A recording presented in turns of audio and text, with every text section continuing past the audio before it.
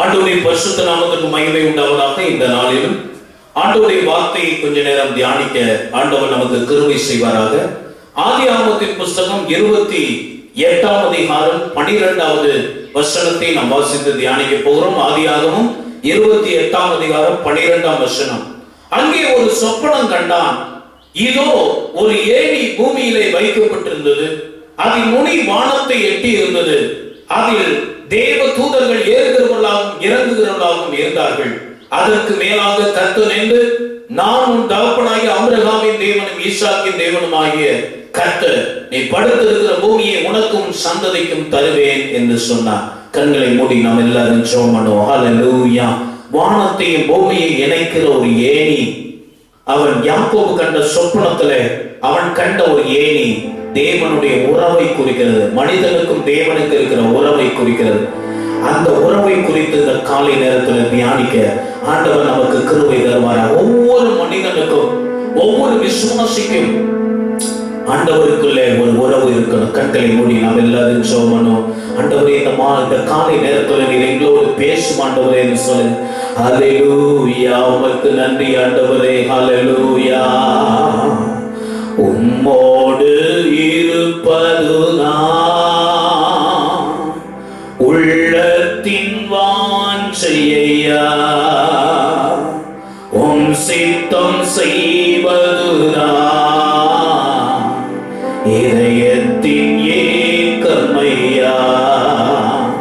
உம்மோடு இருப்பதுதான் என் உள்ளத்தின் வாஞ்சையா, உம் சித்தம் செய்வதுதான் இதயத்தின் ஏக்கமையா. இசையா, உம்மைத்தானே என் முன்னே நிறுத்தி உள்ளே. இசையா, உம்மைத்தானே என் முன்னே நிறுத்தி உள்ளே. உம்மோடு இருப்பதுதான் உள்ளத்தின் வாஞ்சையா, உம் சித்தம் செய்வதுதான் இதயத்தின் ஏக்கமையா. மகா பரிசுத்தமுள்ள நல்ல பிதாவே, உம்முடைய வார்த்தையை கேட்க ஆசையா இருக்கிறோம். அடியனை மறைத்துக் கொண்டு உம்முடைய மக்களோடு நீர் பேசும் ஆண்டவரே. ஓ ஹல்லேலூயா. நல்ல மேய்ப்பன் தன் ஆடுகளோடு பேசுகிறான், பேச சொல்லி அழைக்கிறான். தன்னுடைய ஆடுகள் அவனுடைய சத்தத்தை அறிந்திருக்கிறதினால் அவனுக்கு பின்னால் செல்லும். நல்ல மேய்ப்பராகிய எங்கள் இயேசுவே, உம்முடைய சத்தத்தை இந்த காலை வேளையில நாங்கள் கேட்க உதவி செய். நீர் பேசும் நாங்கள் கேட்கிறோம். இயேசுவின் நாமத்தில் ஜெபிக்கிறோம் எங்கள் நல்ல பிதாவே. ஆமென், ஆமென். அல்லேலூயா. ஆண்டவருடைய பரிசுத்த நாமத்திற்கு மகிமை உண்டாவதாக. ஆதியாகமம் 28:12 யாக்கோபு ஒரு சொப்பனத்தை காண்கிறதை நாம் பார்க்கிறோம். அந்த சொப்பனத்திலே வானத்துக்கும் பூமிக்கும் ஒரு ஏணி வைக்கப்பட்டிருந்ததாக நாம் பார்க்கிறோம். அந்த ஏணியில தேவதூதர்கள் ஏறுகிறவர்களாகவும் இறங்குகிறவர்களாகவும் இருந்தார்கள். அந்த ஏணிக்கு மேலாக கர்த்தர் நின்றார் என்று வேதத்துல சொல்லி இருக்கிறது. ஹல்லேலூயா.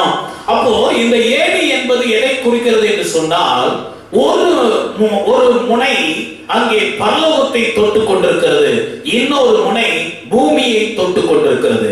அப்போ வானத்துக்கும் பூமிக்குமான ஒரு இணைப்பு, வானத்துக்கும் பூமிக்குமான ஒரு பிணைப்பு, வானத்துக்கும் பூமிக்குமான ஒரு சொந்தம், வானத்துக்கும் பூமிக்குமான ஒரு உறவு, வானத்துக்கும் பூமிக்குமான ஒரு பந்தத்தை இந்த ஏணி குறிக்கிறதாக நாம் காண்கிறோம். அல்லேலூயா. அப்போ ஆண்டவரை ஏற்றுக்கொண்ட ஒவ்வொரு பிள்ளைகளுக்கும், ஆண்டவருடைய பிள்ளைகளுக்கு மட்டுமல்ல, உலகத்தில் இருக்கிற எல்லா மக்களுக்குமே பரலோகத்துக்கும் பூலோகத்துக்கும் ஒரு இணைப்பு இருக்க வேண்டும். பரலோகத்தில் இருக்கிற தேவனுக்கும் பூமியில் இருக்கிற மனிதனுக்கும் இடையே ஒரு நல் உறவு இருக்க வேண்டும். ஆதாம் ஏவாளை படைத்த போது தேவன் பகலின் குளிர்ச்சியான வேளையிலே அவர் இறங்கி வந்து அவர்களோடு கூட பேசினார். அவரோடு கூட பேசினார். ஒரு நல்ல உறவு ஆதி மனிதர்களாகிய ஆதாமுக்கு ஏவாளுக்கும் தேவனுக்கும் இடையே ஒரு நல்ல உறவு இருந்தது. அவர்கள் பாவம் செய்த போதோ அந்த உறவை அவர்கள் இழந்து போய்விட்டார்கள். தேவனுக்கும் மனிதனுக்கும் இடையே ஒரு பெரிய பிளவு, ஒரு பெரிய பிரிவினை வந்தது என்று சொல்லி நாம் பார்க்கிறோம். அருமையான தேவனுடைய பிள்ளைகளே, ஆண்டவர் சொல்லுகிறார், நீ உபத்திரவத்தில் இருக்கிறாய், துன்பத்தில் இருக்கிறாய், கஷ்டத்தில் இருக்கிறாய், பாவத்தில் இருக்கிறாய், சங்கடத்தில் இருக்கிறாய். உன்னை ரட்சிக்க கூடாதபடி என் கரம் குறுகி போகவில்லை. நீ ஜெபிக்கிற ஜெபத்தை கேட்க கூடாதபடி என் செவி மந்தமாகவில்லை. உனக்கும் எனக்கும் பிரிவினை உண்டாக்குவது உன் அக்கிரமங்கள், உன் பாவங்கள், உன் மீறுதல்கள், உன் கீழ்ப்படியாமை என்று ஆண்டவர் சொல்லுகிறதை நாம் பார்க்கிறோம். எனவே ஆண்டவருக்கும் நமக்கும் இடையே நம்மை படைத்த தேவன், நம்மை அழைத்த தேவன், நம்மை ஆளுகிற தேவன், நம்மை நடத்துகிற தேவன், நம்மை போஷிக்கிற தேவன், நம்மை தப்புவிக்கிற தேவன், நம்மை விடுதலை எல்லாமே அவரால் தான் நடக்கிறது. அதனாலதான் அவரே சர்வ வல்லமை உள்ள தேவன் என்று சொல்லுகிறோம். சர்வ வல்லமை, ஆல்மைட்டி காட். அவரால் செய்ய முடியாத அதிசயமான காரியம் ஒன்றுமே இல்லை. அப்போ அவருடைய அனுக்கிரகம், அவருடைய அருள், அவருடைய ஆசீர்வாதம் நம்முடைய வாழ்க்கையில கிடைக்க வேண்டும் என்றால் அவருக்கும் நமக்கும் இருக்கிற தொடர்பு, தேவனுக்கும் மனுஷனுக்கும் இருக்கிற தொடர்பு, கடவுளுக்கும் மனிதனுக்கும் இருக்கிற தொடர்பு, ஆண்டவருக்கும் ஆண்டவருடைய பிள்ளைகளுக்கும் இருக்கிற தொடர்பு, அது உறுதியாக இருக்க வேண்டும். உறவு சரியாக இருக்கு. அப்ப ஏணி என்பது எதை குறிக்கிறது? வானத்தையும் பூமியையும் இணைக்கிறதாக. அது ஒரு உறவு, அது ஒரு இன்டிமேட் ரிலேஷன்ஷிப் வித் காட். ஆண்டவரோடு ஒரு தனிப்பட்ட உறவை குறிக்கிறது.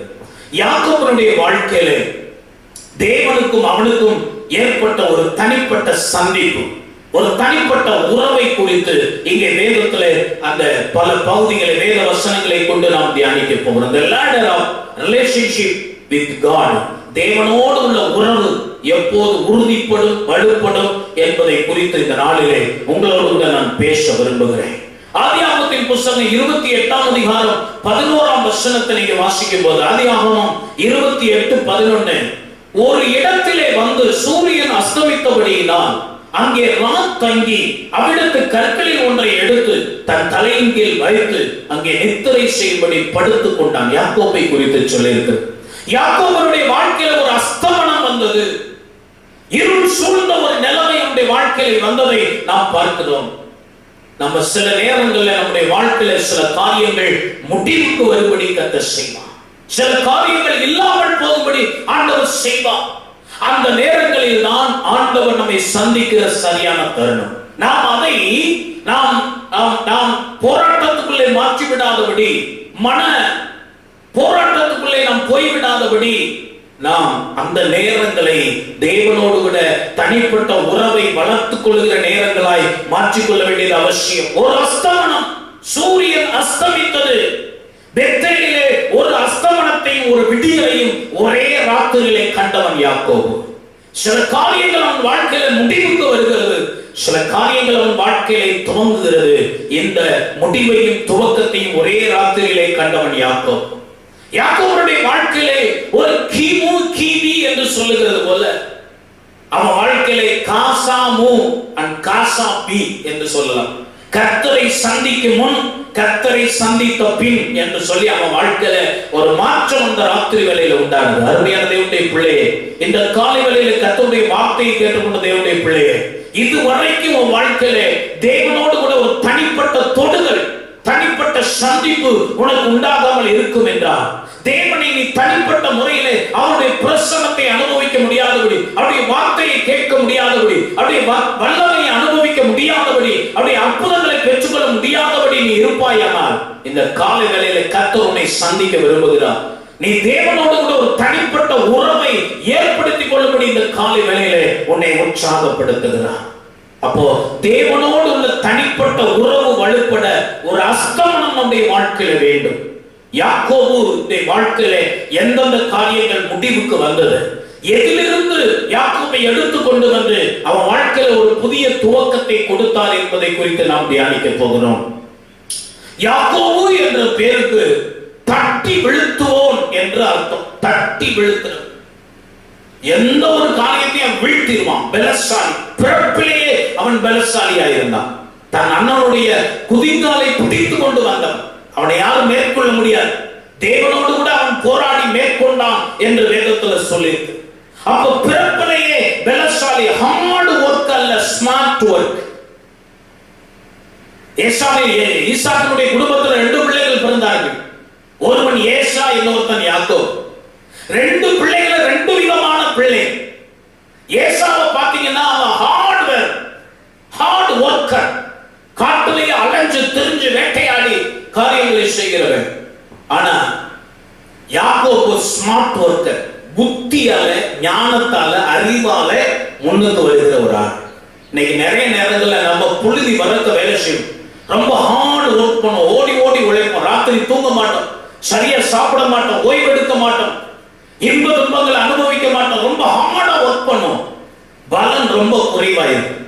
சில நேரங்கள்ல சில ஆட்கள் ஸ்மார்ட் ஒர்க் பண்ணி, அந்த மைண்டை யூஸ் பண்ணி, அவங்க பிரெயினை யூஸ் பண்ணி, அவங்க அறிவை, நாலேஜை யூஸ் பண்ணி வெகு சிம்பிளாக சில காரியத்தை செய்து நல்ல பலனை அடைந்து வருவார்கள். எனவே ஏசா ஹார்ட் ஒர்க்கரா இருந்தான், யாக்கோபு ஸ்மார்ட் ஒர்க்கரா இருந்தான். அவன் பிறப்பிலேயே பலசாலி என்று சொல்லி நாம் பார்க்கிறோம். அப்ப இங்க ஆண்டவர் அவன் பலத்தாலே ஒன்றையும் பெற்றுக்கொள்ள முடியாது, அவன் பலத்துக்கு ஒரு முடிவு காலத்தை கர்த்தர் உண்டாக்கினார். அவன் பலத்தால ஒன்று சாதிக்க, உன் சுய பலத்தினாலே, உன் சுய புத்தியினாலே, உன் சுய சக்தியினாலே நீ ஒன்றையும் சாதித்து விட முடியாது. ஏனென்றால் எல்லாவற்றிற்கும் மேலே தேவன் ஒருவர் இருக்கிறார்.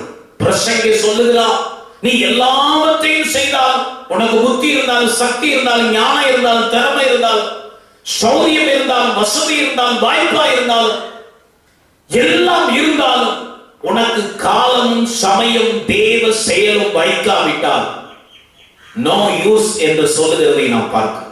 அருமையான தேவனுடைய பிள்ளைகளை, நீ மெத்தம் படித்திருக்கலாம், நல்ல வசதி வாய்ப்போட நீ இருக்கலாம், அழகந்தஸ்து உனக்கு இருக்கலாம், ஒரு கூட்ட மக்கள் உன்னை பின்பற்றலாம், நீ பலசாலியா இருக்கலாம், நீ எல்லா காரியத்தையும் சாதிக்கக்கூடிய திறமசாலியா இருக்கலாம். ஆனா தேவன் உன்னை சந்திக்க விரும்புகிறார். தேவனுடைய உதவி இல்லாம, தேவனுடைய ஒத்தாசை இல்லாம, தேவனுடைய வழிநடத்துதல் இல்லாம நம்ம ஒன்றையும் சாதிக்கணும். நிறைய பேர் அப்படித்தான் இருக்கிறார். நான் நல்லா படிச்சிருக்கிறேனே, எனக்கு எல்லா வாய்ப்புகளும் இருக்கிறதே, திறமைகள் இருக்கிறதே, ஏன் என் வாழ்க்கையில முன்னுக்கு வர முடியல, ஏன் என் வாழ்க்கையில நான் டெவலப் ஆக முடியல அப்படிங்கிற நிலைமை.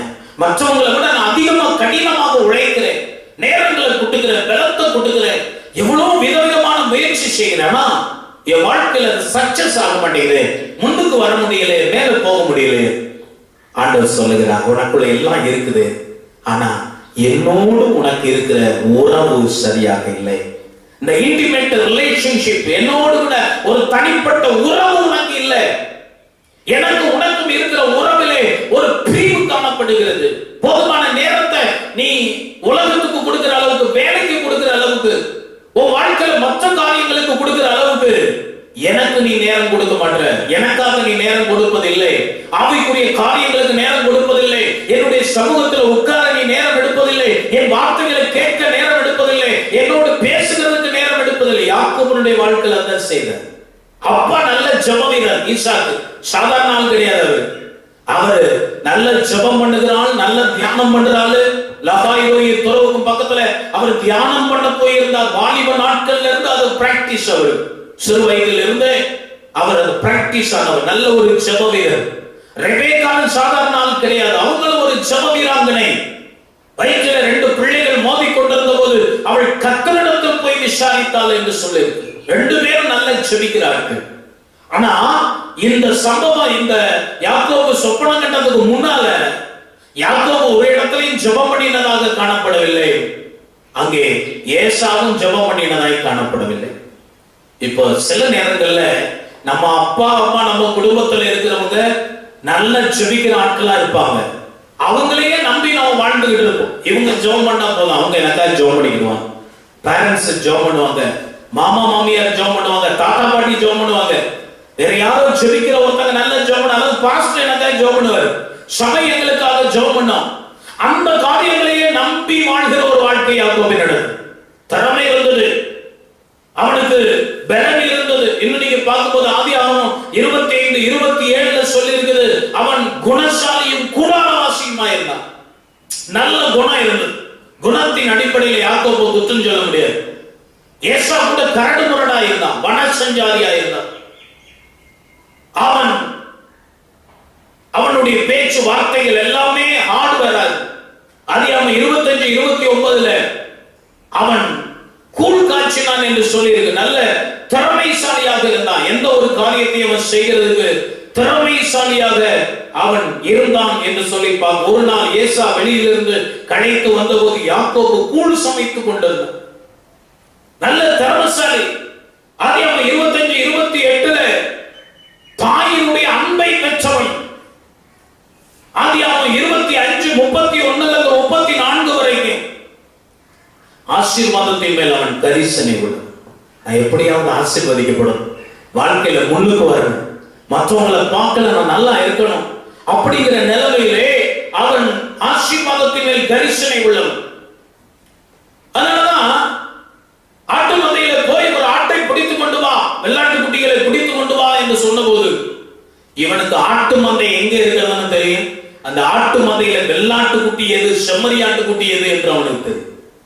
அந்த ஆடுகளிலே நல்ல ஆட்டுக்குட்டி எது என்று அவனுக்கு தெரியும். தொழில் கற்றுக் கொண்டிருந்தான். ஏசாவை நீங்க பார்க்கும்போது ஏசாவை வந்து வேட்டைக்கு போனான். வேட்டையை கூட அவன் தொழிலா செய்யல, ஒரு என்டர்டைன்மெண்டா, பொழுதுபோக்கா. காலையில சாப்பிடுவான், எழுந்த உடனே அந்த அவன் ஈட்டியையும் பிள்ளையும் அம்பையெல்லாம் எடுத்துக்கொண்டு அவன் வனாந்தரத்துக்கு போயிடுவான். மத்தியானம் வரைக்கும் வேட்டையாடுவான். ஏதாவது கிடைச்சா கொண்டு வருவான், வீட்டுல கொண்டாந்து சமைச்சு அப்பாவுக்கு கொடுப்பான், அவனு சாப்பிடுவான். அப்படி இல்லாத பட்சத்துல வெறுமே வருவான், களைச்சு வருவான். அப்படி ஒரு நாள் களைச்சு வந்த நாட்கள்ல தான் யாக்கோபு கூழ் கட்சிக்கு தான் ஏசா கேட்கிற, எனக்கு கொஞ்சம் பயிற்றங்கூழ கொடு. அப்போ யாக்கோபு, பயிற்றங்கூழ உனக்கு தரணும்னா சேஷ்ட உத்தரவாதத்தை எனக்கு தரணும். இப்ப ஏசாவை பாருங்க, அவனுக்கு ஆசீர்வாதத்தின் மேல ஒரு நாட்டமும் கிடையாது, அக்கறையும் கிடையாது. அவன் அப்பா அம்மா எல்லாம் நல்ல செட்டில்டா இருக்காரு. எனக்கு சாப்பாட்டுக்கு பஞ்சம் இல்லை, துணிமணிக்கு பஞ்சம் இல்லை, சுகபோகமான வாழ்க்கைக்கு பஞ்சம் இல்லை. அப்படியே போய்கிட்டே இருக்கும். தனிப்பட்ட முறையில அவன் சம்பாதிக்கணும்னோ வாழ்க்கையில முன்னுக்கு வரணுங்கிற ஒரு எண்ணம் ஏசாவுக்கு இல்லை. எப்படியும் அப்பா சொத்து நமக்கு தானே வரப்போகுதுன்னு நினைச்சு. யாக்கோபு அப்படி கிடையாது. எல்லாவற்றையும் அவன் கற்றுக்கொண்டிருந்தான். மந்தை எங்க இருக்கிறது, அந்த மந்தையிலே எது வெள்ளாடு, செம்மறியாடு, எது நல்லாடு, எல்லாவற்றையும் அறிந்திருந்து. இன்னைக்கு நிறைய பிள்ளைகளுக்கு பெற்றோர் வீட்டில் இருக்கிற ஒரு காரியத்தையும் சொல்லிக் கொடுக்க மாட்டார்கள். ஒரு சின்ன வேலையை கூட பிள்ளைகள் கஷ்டப்படக்கூடாது என்று பெற்றோரே அந்த கஷ்டத்தை தாங்கிக் கொண்டு செய்வார். பிள்ளைகளுக்கு சில பொறுப்புகளை கொடுக்க மாட்டார். பிள்ளைகளை வாழ்க்கை வாழ்கிறதுக்கு பழக்க மாட்டார். படிக்கிறதுக்கு எவ்வளவு நாள் படிக்க வைப்போம், எவ்வளவு காசு வேணாலும் செலவு பண்ணுவாங்க. ஆனா வாழ்க்கை என்று ஒன்று இருக்கிறதே, வாழ்க்கை இப்படிப்பட்ட பிரச்சனையெல்லாம் வருமே, அதை எப்படி சமாளிப்பது, சந்திப்பது என்பதை குறித்ததான காரியங்களை பிள்ளைகளுக்கு கற்றுக் கொடுப்பது இல்லை. சிலர் கற்றுக்கொள்ள விரும்புவதும் இல்லை. கிச்சன் பக்கம் போகிறதுனால பெண் பிள்ளைகளுக்கு பிடிக்காது. ஒரு வேலையை செய் என்று சொன்னால் பிடிக்காது. அப்போ எல்லா காரியங்களையும் அவன் கற்றுக்கொண்டான். தொழில் கற்றவன், ஆசீர்வாதத்தின் மேல் கரிசனை உள்ளவன். ஆதியாகமம் 27:12 அவன் சொல்லும் போது தகப்பனுடைய ஈசாக்கு அந்த 25:12 நீங்கள் பார்க்கும்போது, ஆதியாகமம் 27:12 அங்கே நீங்கள் பார்க்கும்போது, ஒருவேளை என் தகப்பன் என்னை தடவி பார்ப்பார், அப்பொழுது நான் அவருக்கு எத்தனாய் காணப்பட்டு என் மேல் ஆசீர்வாதத்தை அல்ல சாபத்தை வர பண்ணுவேனே. அப்ப பாருங்க, ஆசீர்வாதத்தின் மேல் ஆசீர்வாதம் வரணும்னு கரிசனை உள்ளவனா இருந்தது மட்டுமல்ல, சாபம் வரக்கூடாது என்பதிலே அவன் ஜாக்கிரதையா. பேரண்ட்ஸ் குறித்த நல்ல புரிதல் இருந்து, வீட்டில் இருந்த ஒவ்வொருத்தங்களை குறித்த நல்ல புரிதல், இதெல்லாம் யாக்கோபுக்கு பிளஸ் ஆக இருந்தது. எல்லாமே அவனுக்கு பாசிட்டிவா இருந்தது. இவைகள் எல்லாவற்றுக்கும் நடுவில் இப்ப ஒரு சம்பவம் யாக்கோபுடைய வாழ்க்கையில் நடக்கிறது. ஆதியாகமம் 28:5 பாத்தீங்கன்னா, ஈசாக்கு யாக்கோபை அனுப்பிவிட்டான் என்று சொல்லி நாம் பார்க்கிறோம். இப்போ இந்த எல்லா காரியத்தையும் விட்டு யாக்கோபு அனுப்பப்படுகிறார். ஒரு வெறுமையாக்கப்பட்ட ஒரு சூழ்நிலை. வீட்டுல செல்லமா வளர்ந்தவன், வீட்டில் இருக்கிற எல்லா சுகபோகங்களையும் அனுபவித்தவன். ஈசாக்கை பற்றி போன வாரத்தில் பார்த்தோம். அவன் மிகப்பெரிய சீமானா இருந்தான். வர வர அவன் விருத்தி அடைந்து மிகவும் பலத்தான். அவ்வளவு சம்பத்துகள், சொத்துக்கள் அவனுக்கு இருந்தது. அப்போ ஒரு நல்ல வசதியான குடும்பத்தில் பிறந்தவன் யாக்கோபு. அந்த தகப்பனுடைய சொத்துக்களின் ஐஸ்வர்யத்தை, சம்பத்தை, சுகத்தை அனுபவித்தான். நல்ல சாப்பாடு, நல்ல உடைகள், நல்ல உறைவிடம், நல்ல சுகமான வாழ்க்கை. இப்ப ஆண்டவர் அதிலிருந்து அவனை பிரித்து வெளியே கொண்டு வருகிறார். ஈசாக்கு அனுப்பிவிட்டான் என்று இருக்கிறது. நாம் எப்படி எடுத்துக்கொள்ள வேண்டும் என்றால், யாக்கோபை ஏதோ ஒரு நோக்கத்தோடு கூட இந்த காரியங்கள் எல்லாம் விட்டு அவர் வெளியே எடுத்துக்கொண்டு வந்தார்.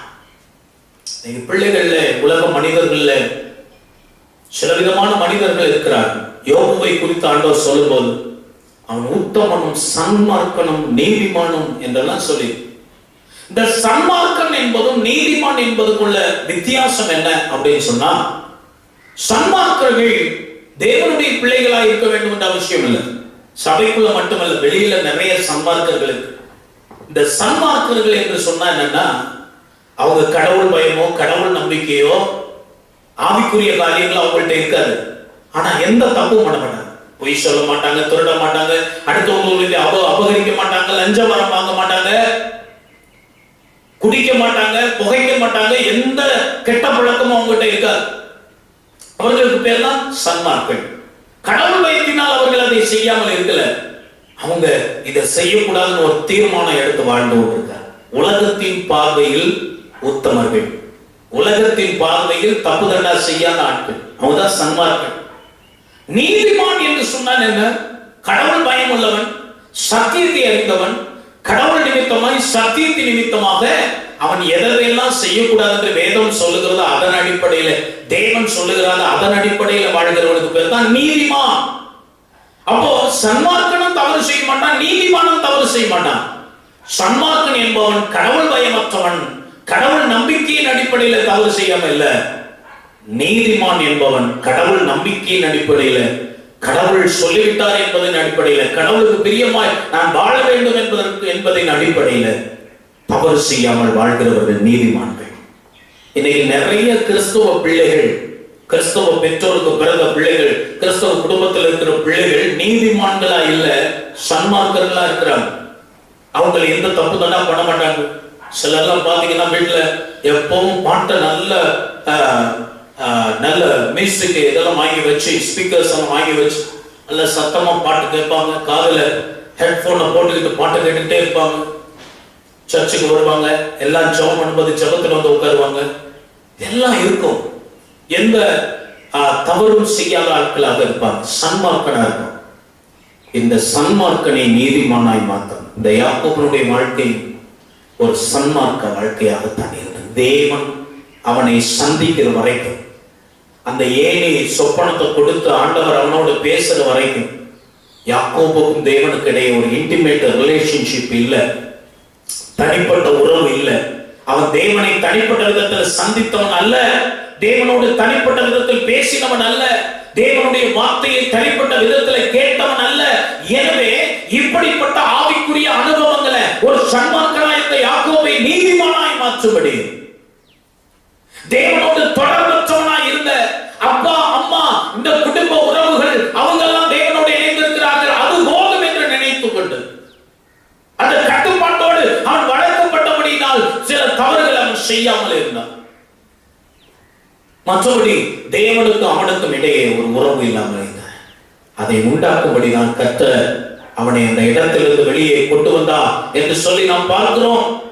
அவன் சொல்ற ஆதியாகமம் 32ஆம் அதிகாரம் 10ஆம் வசனத்தை நீங்க பார்க்கும்போது, ஆதியாகமம் 32:10 அவன் சொல்றான், அடியேனுக்கு தேவரீர் காண்பித்த எல்லா தயவுக்கும் எல்லா சத்தியத்திற்கும் நான் எவ்வளவு வேணும் பார்க்கிறேன் அல்ல, நான் கோலும் கையுமாக இந்த யோர்தானை கடந்து போனேன். முற்றிலும் வெறுமையாக்கப்பட்ட ஒரு நிலைமை, முற்றிலும் வெறுமையாக்கப்பட்ட ஒரு நிலைமை. I had only my stuff when I crossed this Jordan. அந்த ஸ்டஃப் என்பது மேய்ப்பனின் கோல், அதான் அடையாளம். ஸ்டஃப்ங்கிறது அது மேய்ச்சலுக்கு, ஆடுகளை மேய்க்க பயன்படுத்துகிற குச்சி. ஒரு டிரான்ஸ்லேஷன்ல வாக்கிங் ஸ்டிக் என்று போட்டிருக்கு. பிரயாணம் போகிறவர்கள், மலை ஏறுகிறவர்கள் கையில ஒரு குச்சி எடுத்துட்டு போவாங்கல்ல, அந்த மாதிரி ஒரு எம்டி ஸ்டிக், எதுக்கும் உபயோகம் இல்லாத ஒரு குச்சியை தான் கையில வச்சு, வேற எதுவுமே இல்லை, வேற எதுவுமே இல்லை. இப்ப எல்லாத்தையும் ஆண்டவர் வெறுமையாக்குகிறார். சில வெறுமையாக்கு சம்பவங்கள் நம்முடைய வாழ்க்கையில நடக்கும் போது நாம் தெரிந்து கொள்ள வேண்டியது, ஆண்டவரோடு கூட ஒரு நல் உறவை ஏற்படுத்திக் கொள்கிறதற்காய் ஆண்டவர் இவைகளை எனக்கு அனுமதிக்கிறான். தகப்பனுடைய சொத்துக்கள் அது வேறதான் அவன் குறியா இருந்தான். அதுலயும் இவன் இரண்டாவது பிள்ளை. இந்த சேஷ்ட புத்திரமாகம் என்பது தகப்பன் விரும்பின பிள்ளைக்கு அல்லது மூத்த பிள்ளைக்கு எக்ஸ்ட்ராவா கொடுக்கிற ஆசீர்வாதம். எல்லா பிள்ளைக்கும் பங்கு கொடுத்துட்டு ஒரு பங்கு அதிகமா கொடுப்பாங்க. ஏன்னா அந்த அந்த தலை பிள்ளை தான், மூத்த பிள்ளை தான் குடும்பத்தை அடுத்து தலைமைத்துவத்தில் இருந்து நடத்தணும், வழிபாட்டு காரியங்களை செய்யணும், எல்லா காரியங்களையும் அவங்க முன்னின்று செய்கிறதுக்காக ஒரு பங்கு அதிகமா கொடுக்கப்படும் சேஷ்ட புத்திரமாகம். இப்ப அதையும் இவன் வாங்கணும்னு நினைச்சான். அந்த அப்பாவுடைய ஆசீர்வாதத்தை அப்படியே சிந்தாம செதறாம எல்லாத்தையும் பெற்றுக்கொள்ளணும்னு நினைச்சவன் இப்போ தகப்பனுடைய சொத்துல ஒரு ஜல்லிக்காசு கூட அவனுக்கு கிடைக்கிறது. போட்டிருந்த டிரெஸ்ஸும் கையில ஒரு குச்சியை தவிர வேற ஒன்றும் இல்லை. அருமையான தேவனுடைய பிள்ளைகளை, சில நேரம் உங்க பரம்பரை சொத்துல, பாரம்பரிய சொத்துல உங்களுக்கு பங்கு கிடைக்காமல் போய்விடலாம். அதுல இருந்து நீங்க வெளியில வர வேண்டிய சூழ்நிலைகள் ஏற்பட்டு விடலாம். கவலைப்படாதீர்கள், ஆண்டவர் உங்களோடு இருக்கிறார். எங்கே தகப்பனின் சொத்துக்களை விட்டு அவன் வெளியே வர வேண்டி இருந்தது. தாய் தகப்பன் சகோதர அன்பு, என்னதான் அடிச்சாலும் பிடிச்சாலும் அண்ணன் தம்பிகள் தான். ஏசா எவ்வளவு கோபக்காரனா இருந்தாலும் அண்ணன், அவன் வீட்டுல இருந்த ஒரே சகோதர அன்பு அதையும் இழந்து போனான். தாய் தகப்பன் அன்பு. அப்பா கூட எப்போ கடினமா பேசுவார், அம்மா எப்பவுமே இவனுக்கு பட்சமா இருந்தவர்கள் எல்லாத்தையும் இழந்து போனான். இதை கேட்கிற நீங்களும் கூட உங்கள் தாய் தகப்பனுடைய சொத்துக்கள் உங்களுக்கு ஒரு பைசா கூட கிடைக்கலங்கிற நிலைமை இருக்கலாம். தாய் தகப்பன் இப்போ அன்பா இல்ல, பட்சமா இல்ல, வெறுக்கிறாங்க உங்களைங்கிற நிலைமை இருக்கு. சகோதர சகோதரிகளுடைய அன்பு உங்களை விட்டு அச்சு போயிருக்கலாம். வீடு, நல்ல வீடு கிடையாது, நல்ல வசதியான வாழ்க்கை, தொழில், சுகவாழ்வு எல்லாவற்றையும் இழந்து ஒரு வெறுமையின் சூழ்நிலைக்குள்ளே வந்து விட்டான். மாத்திரமல்ல, தனிமை, வெறுமை, தனிமை. இந்த சூழ்நிலையில தான் யாக்கோபனுடைய அஸ்தமனம். இந்த எல்லா காரியத்திற்கும் ஒரு முடிவு. அவன் பலசாலி, குணசாலி, திறமசாலி, தாயினுடைய அன்புக்கு பாத்திரம், ஆசீர்வாதத்தின் மேல் கரிசனை உள்ளவன், சாபம் வரக்கூடாது என்பதில் ஜாக்கிரதை உள்ளவன்.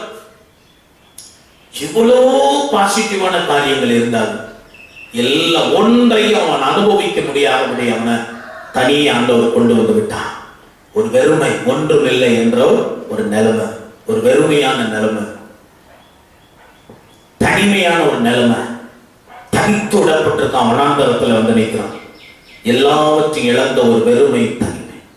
இதுதான் சரியான தருணம் அவனை தேவன் சந்திக்க, அல்லது அவன் தேவனை சந்திக்க இதுதான் சரியான தருணம்.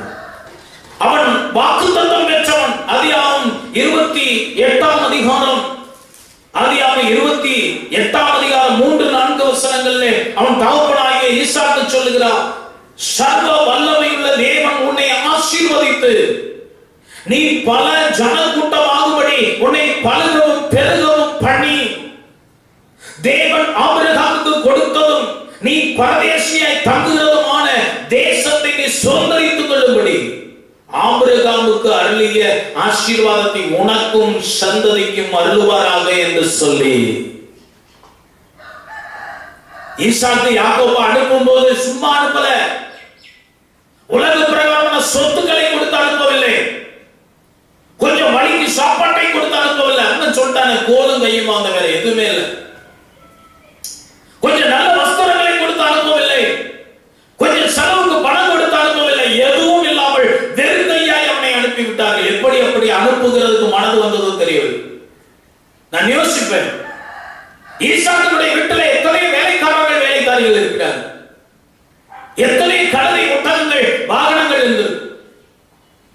இவனுக்கு ஒரு நல்ல வாகனத்தை ஏற்பாடு பண்ணி, கூட போறதுக்கு சில ஆட்களை ஏற்பாடு பண்ணி, இதை கொண்டு போய் அவன் மாமா வீட்டில் விட்டுட்டு வாங்க. நம்ம என்ன படுத்தாலும் செய்வோம்.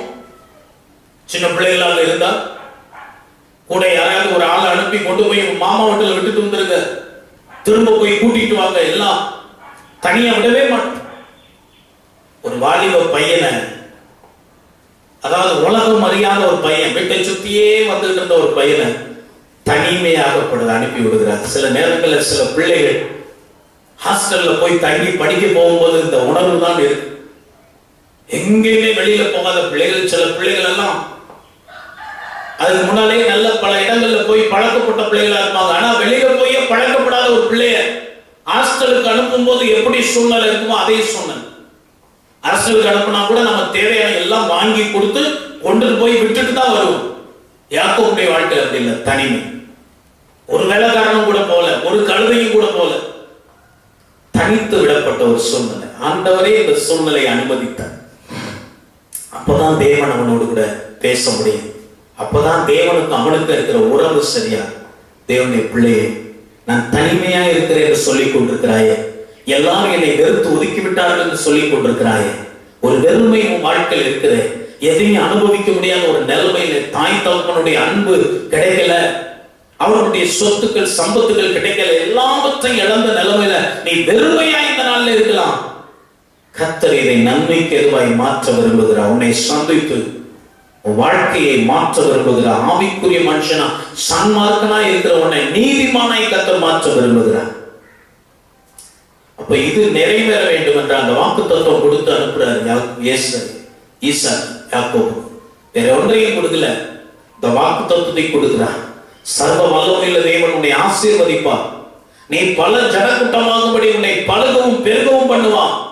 மூன்றாவது, தேவன் ஆபிரகாமுக்கு கொடுத்ததும் பரதேசியாய் தங்குகிறதுமான தேசத்தை சுதந்தரித்துக் கொள்ளும்படி ஆபிரகாமுக்கு அருளின ஆசீர்வாதத்தை உனக்கும் சந்ததிக்க 3 ஆசீர்வாதத்தை கொடுத்து அனுப்புறார். வாக்கு தத்துவத்தை கொடுத்து அனுப்புகிறார். இதுதான் வாக்கு தத்துவம். இதை வச்சு புழைச்சிக்க. தேவனுடைய பிள்ளைகளுக்கு சொத்து இல்ல, சொந்தம் இல்ல. நம்ம பாட்டு பண்ணோம்ல, சொந்தம் என்று சொல்லிக்கொள்ள உண்மை விட யாரும் இல்லை, சொத்து என்று அள்ளிக்கொள்ள உண்மை விட ஏதும் இல்லை. அப்படிதான் நம்ம நிலைமை இருக்குது. நம்ம கையில் இருக்க ஒன்றே ஒன்று வேத வசனம், வாக்கு தத்துவம். வாக்கு தத்துவம் பண்ணின ஆண்டவர் அதை நிறைவேற்றான். அந்த வாக்கு தத்துவத்தை மட்டும் பிடித்துக் கொண்டவன் போகிறான், பிடித்துக் கொண்டு போகிறான். முதலாக பாதுகாப்பற்ற ஒரு நிலைமை. இது நிறைவேற அவன் தேவனோடு தனிப்பட்ட உறவுக்குள்ள வரணும். அது ஆண்டவர் கொண்டு போகிறார். ஆதியாகமம் 28:11 ஒரு அஸ்தமனம். முதல் பாதுகாப்பற்ற ஒரு இரவு அவனுக்கு. யாரும் கூட இல்ல, பாதுகாப்பான வீடு அவனுக்கு இல்ல, நல்ல வசதியான பஞ்சு மெத்தைகள் படுக்கை விரிப்புகள் அவனுக்கு இல்ல, அவனை தட்டி தாளாட்டி தூங்க வைக்க தாய் பக்கத்துல இல்ல, வயிறு நிறைய சாப்பிட்டு சந்தோஷமாய் தூங்குகிறதுக்கு பூர்த்தியான சாப்பாடு அவனுக்கு இல்லை. அப்படிப்பட்ட ஒரு இரவு. இனி தேவன் தான் என்ற ஒரு நிலைமை. அருமையான தேவனுடைய பிள்ளை, ஒருவேளை நான் அதை பேசிக்கிட்டே இருக்கும்போது உன் கண்கள் கண்ணீர் வரலாம், உன் இருதயம் உடையலாம். இதே நிலைமையில தான் நான் இருக்கிறேன் என்று சொல்லலாம். ஆனா தேவன் உன்னை கைவிட மாட்டான். யாக்கோப அப்பா அம்மா எல்லாம் எப்படி அனுப்பிவிட்டாங்க. திக்கற்ற நிலைமையில் அவன் போனான். கைவிடப்பட்ட ஒரு நிலைமை, வெறுமையாக்கப்பட்ட ஒரு நிலைமை, தனிமையாக்கப்பட்ட ஒரு நிலைமை. இனி தேவன் தான் என்ற நிலைமைக்குள் அவன் வந்தான். இதுதான் யாக்கோபுடைய வாழ்க்கையில ஒரு அஸ்தமனம். அஸ்தமனத்தை சந்தித்த யாக்கோபை விடியலை காணாமல் ஆண்டவர் விட்டு விடவில்லை. ஒரு அல்லேலூயா சொல்லுங்க. அஸ்தமனத்தை கண்ட அதே இடத்திலே யாக்கோபுக்கு ஒரு விடிவு காலம் வந்தது. என்னுடைய பிள்ளையே, உன் வாழ்க்கையில முடிவு வந்த அந்த இடத்திலிருந்து ஒரு புதிய துவக்கத்தை கர்த்தர் உண்டாக்குகிறார். வாசல் அடைபட்ட அந்த இடத்திலிருந்து ஒரு புதிய வாசலை கர்த்தர் திறக்கிறார் உனக்காக. ஆண்டவனோடு பேசிக் கொண்டிருக்கிறார் மகனே, ஆண்டவனோடு பேசிக் கொண்டிருக்கிறார் மகளே. இனி உன் வாழ்க்கையில ஒரு புதிய விடியலை நீ காண்பாய். யாக்கோபுடைய வாழ்க்கையில ஒரு புதிய விடியல். சன்மார்க்கனாய் இருந்த யாக்கோபு நீதிமானாய் மாற்றப்பட்ட ஒரு சம்பவம் இந்த இடத்துல நடந்தது. ஆண்டவர் அருமையாய் காட்சி கொடுக்கிறார். அந்த காட்சியை கண்டவுடனே, அதாவது ஆதியாகமம் 28 12 முதல் 15 வசனம், அங்கே ஒரு சொப்பனம் கண்டான். ஏதோ ஒரு ஏணி பூமியிலே வைக்கப்பட்டிருந்தது, அது நுனி வானத்தை எட்டியிருந்தது. அதிலே தேவதூதர்கள் ஏறுகிறவர்கள் இறங்குகிறவருமாய் இருந்தார். அதற்கு மேலாக கர்த்தர் நின்று, நான் உன் தகப்பனாய் ஆபிரகாமின் தேவனும் ஈசாக்கின் தேவனுமாகிய கர்த்தர், நீ படுத்திருக்கிற பூமியை உனக்கு உன் சந்ததிக்கு தருவேன். உன் சந்ததி பூமியின் தூளை போல. அருமையான தரிசனத்தை ஆண்டவர் கொடுத்தார். 16வது வசனத்தில் ஆண்டவர் அவன் உணர்ந்து கொள்கிறான். இப்ப அந்த தரிசனத்தை பார்க்கிறான், தேவனை தரிசிக்கிற ஒரு அனுபவம். இதுக்கு முன்னால யாக்கோபனுடைய வாழ்க்கையில இப்படிப்பட்ட ஒரு ஆவிக்குரிய அனுபவம் இல்லை. தேவ பிள்ளையே, கர்த்தர் ஒருவர் இருக்கிறார் என்று நம்புகிறான். அந்த கர்த்தர் உன்னோடு கூட இருக்கிறார் என்பதை நீ உணர்கிறாவ, அதுதான் தனிப்பட்ட உறவு. எல்லாருக்கும் கர்த்தர் இருக்கிறார், உலகத்தில் கர்த்தர் இருக்கிறார், ஆலயத்தில் கர்த்தர் இருக்கிறார் என்று பொதுப்படையாக சொல்லிக் கொண்டிருக்காமல், அவர் எனக்குள்ள இருக்கிறார், அவரை நான் கண்டேன், என்னை காண்பவரை நான் இவ்விடத்தில் கண்டேன். அவர் உன்னை பார்த்து கொண்டிருக்கிறார், நீ அவரை பார்த்தியா? அவருடைய பிரசன்னத்தை உணர்கிறாயா? இப்ப இவனுக்கு அந்த ஒரு உணர்வு வருது பாருங்க. 16ஆம் வசனத்துல யாக்கோபு நித்திரை தெளிந்து விழித்த போது, மெய்யாகவே கர்த்தர் இந்த ஸ்தலத்தில் இருக்கிறார், இதை நான் அறியாதிருந்தேன். இதுவரைக்கும் கர்த்தர் நம்ம கூட இருக்கிறார் என்பதை அறிய முடியாத ஒரு வாழ்க்கை. அதுதான் அந்த வாழ்க்கையை மாற்றி போட்டு கர்த்தர் உன்னோடு கூட இருக்கிறார் என்பதை உணரணும். கர்த்தர் உனக்கு தரிசனம் கொடுக்கிறார் என்பதை வந்த ஒரு அனுபவம், கர்த்தரை தரிசிக்கிற ஒரு அனுபவம், தேவ பிரசன்னத்தை உணர்கிற ஒரு அனுபவம் மாத்திரமல்ல, கர்த்தர் பேசுகிறார் என்ற உணர்வு. இப்ப கர்த்தர் பேசுறத அவன் உணர்றான், கர்த்தர் பேசுறத உணர்றான், தேவ பிரசன்னத்தை உணர்றான், கர்த்தரை தரிசிக்கிறான், கர்த்தருடைய வார்த்தையை கேட்கிறான். தேவனுடைய பிள்ளையே, தேவனோடு கூட ஒரு தனிப்பட்ட உறவு என்பது என்னன்னா, நீங்க தனிப்பட்ட விதத்துல ஜெபம் பண்ணி தேவ பிரசன்னத்தை உணரும். நான் ஜெபம் பண்ணேன், கடவுளுடைய பிரசன்னம் வந்தது, இன்னைக்கு தேவ பிரசன்னம் என்னோடு கூட இருந்தது. வேதத்தை வாசிக்கும் போது கர்த்தர் இன்னைக்கு என்னோட பேசினார், இந்த வசனத்தை கொண்டு ஆண்டவர் என்னோடு பேசினார் என்று சொல்லி பொதுவா இருக்கிற ஆவிக்குரிய அனுபவங்களை நீ தனிப்பட்ட அனுபவமாய் மாற்றிக் கொள்கிறாய் பாரு. அதுதான் உனக்கும் தேவனுக்கு இருக்கிற தனிப்பட்ட உறவு. நிறைய பேர் கூட்டமா உட்கார்ந்து என்ன வேணாலும் பண்ணிடுவாங்க. கூட்டமா ஆராதனைக்கு வருவாங்க, கூட்டமா ஜெபத்துக்கு வருவாங்க, குடும்ப ஜெபத்துல கூட உட்கார்ந்துருவாங்க. எல்லாம் தனியா இல்ல. இன்னைக்கு நிறைய வாலிபர்களுக்கு அந்த அனுபவம் இல்ல, நம்ம வீட்டுல இருக்கிற பிள்ளைகளுக்கு அந்த அனுபவம் இல்ல. தனித்து உட்கார்ந்து ஜெபம் பண்ற அனுபவம் கிடையாது, தனித்து உட்கார்ந்து வேதத்தை வாசிக்கிற அனுபவம் இல்ல. பெற்றோர் நல்லா ஜெபிக்கிறவங்களா இருக்கிறாங்க, ஆராதிக்கிறவங்களா இருக்கிறாங்க, வேத அறிவு உள்ளவர்களா இருக்கிறாங்க. பிள்ளைகள் அப்படி வளர்க்கல. உலக பிரகாரமான எஜுகேஷன் கொடுத்திருக்கிறோம், சாஃப்ட் ஸ்கில்ஸ் நிறைய டெவலப் பண்ணி கொடுத்திருக்கோம். டைப்புக்கு அனுப்பியிருக்கிறோம், கம்ப்யூட்டருக்கு அனுப்பியிருக்கிறோம், டிரைவிங் கத்து கொடுத்திருக்கிறோம், சமைக்க கத்து கொடுத்திருக்கிறோம், எல்லா காரியத்தையும் கத்து கொடுத்திருக்கோம். ஆவிக்குரிய காரியங்கள் அந்த அளவுக்கு அவங்க பயிற்சி கொடுத்திருக்கோமான நிறைய நேரத்தில் முழங்கால முடக்க, ஒவ்வொரு தேவைக்காக ஆண்டவரை நம்ப விசுவாசிக்க, ஆண்டவரிடத்துல ஜெபம் பண்ணி அற்புதத்தை பெற்றுக்கொண்டு ஆண்டவருக்கு சாட்சி சொல்ல, இந்த தனிப்பட்ட உறவு அவர்களுக்கும் தேவனுக்கும் உண்டாகல. நிறைய சபையில பெரிய ஆட்கள் கூட, விசுவாசிகளா இருக்கிறவர்களுக்கு கூட அந்த அனுபவம் கிடையாது. ஏதோ ஒரு காரியம்னால உடனே பாஸ்டருக்கு போன் பண்ணி ஜெபம் பண்ணிக்க பாஸ்டர், நல்லா ஜெபம் பண்ணிக்க பாஸ்டர். இன்னொரு விஷயம் போய் நான் ஒரு 500 ரூபாய் பொருத்தனை பண்ணியிருக்கேன், நல்லா ஜெபம் பண்ணிக்க பாஸ்டர். 500 ரூபாய்க்காக பாஸ்டர் ரொம்ப நல்லா ஜெபம் பண்ணுவார். நோ, உனக்கும் தேவனுக்கும் இடையே சின்ன சின்ன காரியத்துக்கு கூட நீ மற்றவர்களை நம்பி இருக்காம நீ தேவனோடு கூட நல்ல உறவில் இருக்கணும். எந்த ஒரு காரியத்துக்கும் தேவனிடத்தில் நேரடியாய் பேசும். சில சபைகள்ல தங்கள் பாவங்களை அறிக்கை செய்கிறதுக்கு கூட நேரடியாய் அவர்கள் அனுமதிக்கப்படுகிறது இல்ல. அவங்க ஃபாதர் சொல்லணும், ஃபாதர் அப்படி ஸ்டெப் பை ஸ்டெப்பாக போகும், மன்னிப்போம். அப்படி தான் 4 இடம் 5 இடம் மாதிரி தான் மன்னிப்போம். இதை எதிர்த்துதான் மார்ட்டின் லூத்தர், நீ விசுவாசித்தால், அதாவது விசுவாசி நீதிமான், விசுவாசத்தினால் நீதிமான் பிழைப்பான். நீ விசுவாசித்து தேவனிடத்தில் பாவங்களை அறிக்கை செய்தால் உன்னை மன்னிப்பா. விசுவாசத்தோடு ஜெபம் பண்ண அவன் ஜெபத்தை கேட்பா. அதான் இன்டிமெண்ட் relationship, the personal relationship with God.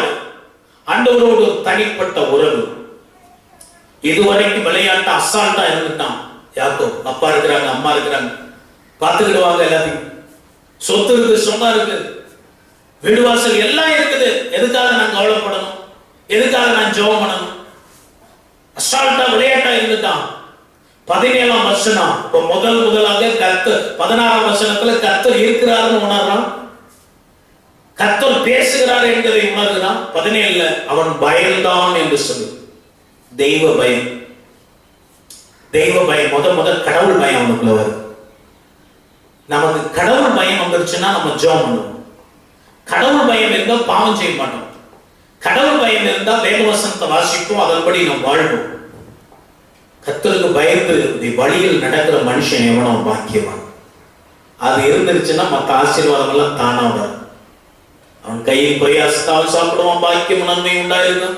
மனைவி விட்டவர்களில் கனிதர் திராட்சை. அப்ப எவனமா இருந்த ஒருத்தனுக்கு அட்ரஸ் கொடுத்து, வேலையை கொடுத்து, வருமானம் கொடுத்து, மனைவியை கொடுத்து, பிள்ளைகளை கொடுத்து, பிள்ளைகளின் பிள்ளைகளை கொடுத்து, கர்த்தருக்கு பயப்படுற மனுஷன் இவ்விதமாய் சமாதானத்தை கொடுத்து, கடவுள் பயம்னு ஒண்ணு அவனுக்கு இருந்துச்சுன்னா அவர் சொல்ற வழியில நடந்துட்டா மத்த ஆசீர்வாதம் தானா வந்துடும். நாம என்ன பண்றோம் தெரியுமா? தும்ப விட்டுட்டு வாழை பிடிக்கிற மாதிரி ஆசீர்வாதத்தை தேடி தேடி ஓடுறோம். முதலாவது அதனால்தான் முதலாவது தேவனுடைய ராஜ்யத்தை நீதியும் தேடுங்கள்னு ஆண்டவர் இயேசுவே சொன்னார். எனவே கடவுள் பயம் உள்ளவனாய் அவன் மாறுகிறான். தனிப்பட்ட உறவு அவனுக்குள்ள வந்தோட அவன் வாழ்க்கை எப்படி மாறுது பாருங்க. இது தேவனுடைய வீடை அல்லாமல் வேறொன்றும் அல்ல, இது வானத்தின் வாசல். அந்த தேவ பிரசன்னத்தினுடைய முக்கியத்துவத்தை உணர்கிறான், சபையினுடைய முக்கியத்துவத்தை உணர்கிறான். அப்ப தேவனை நீங்க தனிப்பட்ட விதத்துல சந்திக்காத வரைக்கும் உங்களுக்கு ஜெபம் பண்ற ஆர்வம் வராது, தேவனுடைய வார்த்தையை கேட்கிற ஆர்வம் உங்களுக்கு வராது, ஆலயத்துக்கு ஒழுங்கா வரணுங்கிற ஆர்வம் உங்களுக்கு வராது. காரணம், நீ தேவனை இன்னும் சந்திக்காத ஒரு மனுஷியா இருக்கிற. யாக்கோபு ஒரு வாலிப வயசு 17 வயசு 17 வயசு வைத்துக் கொள்ளுங்களேன், அது வரைக்கும் அவன் தேவனை சந்திக்காதவனாகவே இருந்தான். சன்மார்க்கனா இருந்தான், நீதிமானா மாறல, துன்மார்க்கனாவும் இல்லை. இந்த நாளிலே உங்களை சந்தித்து உங்க வாழ்க்கையில ஒரு புது துவக்கத்தை கர்த்தர் கொடுக்க விரும்புகிறார். தேவ பிரசன்னத்தை உணர்கிற ஒரு உணர்வு, கர்த்தர் இருக்கிறார் என்ற உணர்வு, கர்த்தர் பேசுகிறார் என்ற உணர்வு இதுவரைக்கும் அவனுக்கு இல்லை, இப்போதான் வருது. ஒருவேளை இந்த யாக்கோபனுடைய நிலைமை தான் உங்க நிலைமையா இருக்கலாம். 10 நிமிஷம் கூட முட்டி போட்டோம்னால ஜெபம் பண்ண முடியல, ஏன்னா தேவ பிரசன்னம் இல்ல. தேவ பிரசன்னம் இருந்தா மணிக்கணக்கா ஜெபம் பண்ணலாம். தேவ பிரசன்னம் இருந்தா 20 அதிகாரம் 50 அதிகாரம் தாராளமா வாசிக்கணும். அப்போ இதுவரை இல்லாத ஒரு அனுபவம். 18ஆம் வசனத்துல ஒரு விடியல், அதிகாலையிலே யாக்கோபு எழுந்த.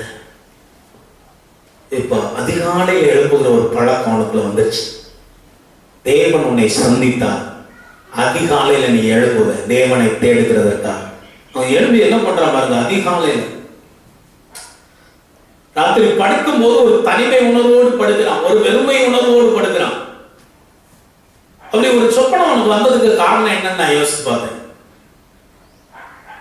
முதல்ல இதெல்லாம் யோசிச்சிருப்பான், ஐயோ நம்ம வீட்டுல எப்படி எல்லாம் இருந்தோம், சந்தோஷமா இருந்தோம், எல்லாத்தையும் அனுபவிச்சோம், நல்லா சாப்பிட்டோம், நல்லா உடுத்தணும், அப்பா கூட இருந்தாங்க, அம்மா கூட இருந்தாங்க, அண்ணன் கூட இருந்தாங்க, வசதியான வீடு, நல்ல வாய்ப்பு எல்லாம் இருந்ததே, அதை நினைச்சு பார்த்திருப்பான். இப்ப அதெல்லாம் இல்லையே, இருட்டு,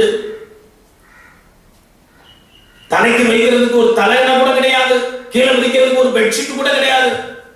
நிலைமை நினைச்சு பார்க்கலாம், ஒரு வெறுமை, ஒரு தனிமை, இருள் சூழ்ந்த ஒரு சூழ்நிலை அவனுக்குள்ள இருக்கு. அவன் அடுத்து நினைச்சு பார்த்த ஒரு காரியம், அப்பா நம்ம அனுப்பும் போது ஒரு வார்த்தை சொன்னாரு, சர்வ வல்லமையுள்ள தேவன் உன்னோடு கூட இருப்பார். தேவனோடு இருக்கிற உறவிலே 3 வார்த்தைகள் ரொம்ப முக்கியமானது. தேவனோடு நமக்கு இருக்கிற தனிப்பட்ட உறவில 3 வார்த்தைகள் ரொம்ப முக்கியமானது. 1, தேவன் சொல்லுகிறார் நான் உன்னோடு இருப்பேன். அதை வந்து பர்சனலைஸ் பண்றது, தேவன் என்னோடு இருக்கிறார். அது 2வது ஸ்டெப். முதல்ல ஆண்டவர் பேசுறார், நான் உன் கூட இருப்பேன் ப்ராமிஸ் பண்றார்.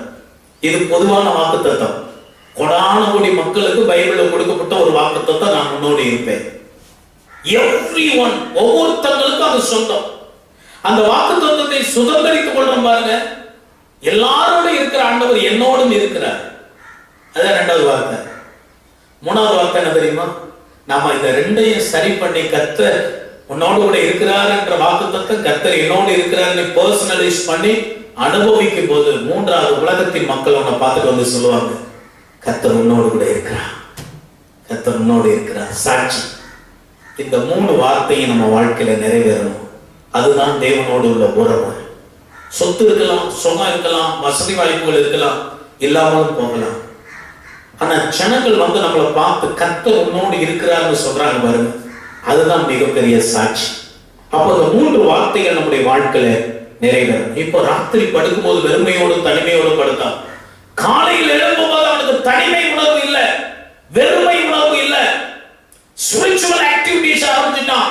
ஆவிக்குரிய கிரியை அதிகாலையில எழுப்பி அவன் என்ன பண்றான் பாருங்க, தலையின் கீழ் வைத்திருந்த கல்லை எடுத்து அதை நிறுத்தி அதன் மேல் எண்ணெய் மாத்து. இதெல்லாம் வொர்ஷிப்புக்கு அடையாளம், ஆராதனைக்கு அடையாளம். அப்ப காலையிலேயே இங்க எழுந்து என்ன பண்றீங்க? சிலர் பாத்திரம் வளர்க்க போயிடுவாங்க, சிலர் துணி துவைக்க போயிடுவாங்க, சிலர் டீ குடிக்க போயிடுவாங்க, சிலர் வாக்கிங் போயிடுவாங்க, சிலர் அதிகாலையில் எழுப்பி ஊர் பயணம் போயிடுவாங்க, சிலர் வேலைக்கு போயிடுவாங்க. யாக்கோபு அதிகாலையில் எழுப்பி என்ன செய்தார்? ஜெபம், ஸ்பிரிச்சுவல் ஆக்டிவிட்டீஸ். கல்லை நிறுத்தி எண்ணெய் ஊற்றி அபிஷேகம் பண்ணி அதை தொழுது கொண்டு. தேவனுடைய பிள்ளையை உன் வாழ்க்கையில் அதிகாலையில் நீ தேவனுக்கு இடம் கொடுக்கணும். அதிகாலையில் எழுந்து முழங்கால் படித்து பாட்டு பாடி ஆராதித்து வசனம் வாசித்து ஆவிக்குரிய வாழ்க்கையில் முதல் துவக்கம் ஆவிக்குரிய துவக்கமா இருக்கு. இதை செய்யாம நீ தலையில நின்னால் ஆசீர்வாதம் வராது. இதுதான் பிகினிங். ஒவ்வொரு நாளின் முதல் நேரங்கள் கர்த்தருக்காக கொடுக்கப்படும். அதிகாலையில் எழுப்பி அவன் அப்படி செய்தான். 20ஆம் வசனம் அருமையாய் ஒரு ஜெபம் பண்றான் பாருங்க. 20ஆம் வசனத்துல, அப்பொழுது யாக்கோபு, தேவன் என்னோட இருந்து நான் போகிற இந்த வழியில என்னை காப்பாற்றி உண்ண உணவும் உடுக்க வஸ்திரம் எனக்கு தந்து என்னை என் தகப்பனுடைய வீட்டுக்கு சமாதானத்திலே திரும்பி வர பண்ணுவாரானால் கர்த்தர் எனக்கு தேவனாய். நான் தூணாக நிறுத்தின இந்த கல் தேவனுக்கு வீடாகும். தேவரீர் எனக்கு தரும் எல்லாவற்றிலும் உமக்கு தசமபாகம் செலுத்துவேன் என்று சொல்லி பொருத்தனை பண்ணி கொண்டார். அருமையான ஒரு ஜெபம். இது வரைக்கும் யாக்கோபனுடைய வாழ்க்கையில இல்லாத ஆவிக்குரிய அனுபவங்கள் வருது பாருங்க. அப்ப தேவனை நீங்கள் தனிப்பட்ட விதத்துல சந்தித்தா தேவனோடு கூட உங்களுக்கு தனிப்பட்ட உறவு வரணும். நான் சொல்றது உங்களுக்கு விளங்கிடுவீங்கன்னு நினைக்கிறேன். அப்பா ஜெபம் பண்றாங்க, அம்மா ஜெபம் பண்றாங்க, பாஸ்டர் ஜெபம் பண்றாரு, சபையில இருக்கிற விசுவாசிகள் ஜெபம் பண்றாங்க. நான் ஜெபம் பண்றது இல்ல, நான் பைபிள் படிக்கிறது இல்ல, எனக்கும் அந்த ஆவிக்குரிய அனுபவம் இல்ல அப்படிங்கிற நிலைமையில இருந்து யாக்கோபை இப்போ ஒரு புதிய நியூ எக்ஸ்பீரியன்ஸ்க்கு நேரம் ஆண்டவர் கொண்டு வராரு. அதுக்கு தான் இந்த வெறுமையாக்குதல்லாம், அதுக்கு தான் இந்த தனிமையாக்குதல்லாம். எல்லாம் அவனை போன பிறகுதான் தேவனை தேடும் ஒரு உணவு. இனி தேவனை இல்லாம எனக்கு வேற ஒன்றும் இல்லை என்கிற நிலைமைக்குள்ள வந்தான். எல்லாவற்றையும் கடவுள் பயம் வந்துச்சு, தேவ பிரசன்னத்தை உணர்ந்தான், கர்த்தருடைய வார்த்தையை கேட்டான், அருமையான ஒரு ஜெபம் பண்ணான், கர்த்தரை ஆராதிச்சான், அதிகாலையில் எழும்பினான். எப்படி அன்னைக்கு சவுல், புதிய ஏற்பாட்டு சவுளுடைய வாழ்க்கையில ஒரே நாள்ல அவன் சந்திக்கப்பட்ட உடனே கண்ணு தெரியாம போச்சு. அவன் போய் புசியாமல் குடியாமல் 3 நாள் உபவாசம் இருந்து ஜெபம் பண்ணான். அனனியா வந்து ஜெபம் பண்ணவன கண்ணு தெரிஞ்சு பரிசுத்தாவியின் நிரப்பப்பட்டான். உடனே எழுப்பி ஞானஸ்நானம் பெற்றான். கர்த்தர் தேவன் என்று போய் பிரசங்கம் பண்ண ஆரம்பிச்சான். அதே மாதிரி ஒரு மாற்றம் யாக்கோபனுடைய வாழ்க்கையில நடந்ததை நாம் பார்க்கிறோம். அல்லேலூயா. அப்போ இது எல்லாம் படித்து தேவனோடு நேரம் செலவிடக்கூடிய ஒரு, அப்ப தேவனோடு கூட ஒரு புதிய உறவு அவனுக்குள்ள ஏற்பட்ட போது இந்த காரியங்கள் எல்லாம் நடந்தது. அப்ப இந்த உறவு பிணைப்புக்கு பிறகு அவன் வாழ்க்கை எப்படி மாறுது பாருங்க. 29ஆம் அதிகாரம் 1ஆம் வசனம், யாக்கோபு பிரயாணம் பண்ணி கீழ் திசையாரின் தேசத்தில் போய் சேர்ந்தான். போய் சேர்ந்தான் என்பதை விட கொண்டு சேர்த்தார் ஆண்டவர். அப்படிதான் அங்கே அவன் என்ன ஜெபம் பண்றான், அவன் பண்ண ஜெபம் என்ன அப்படின்னு சொல்லி நீங்க பார்க்கும்போது, அவன் என்னை நான் போகிற இந்த பாதையிலே தேவன் என்னோடு கூட இருந்து அவர் என்னை வழி நடத்தினால்தான் ஜெபம். இப்ப தேவனோடு தனிப்பட்ட உறவுக்குள்ள வந்ததுனால தேவன் அவனை வழி நடத்த ஆரம்பித்து விட்டான். God leads. ஆண்டவர் இந்த மனிதனை நடத்த ஆரம்பிச்சார்.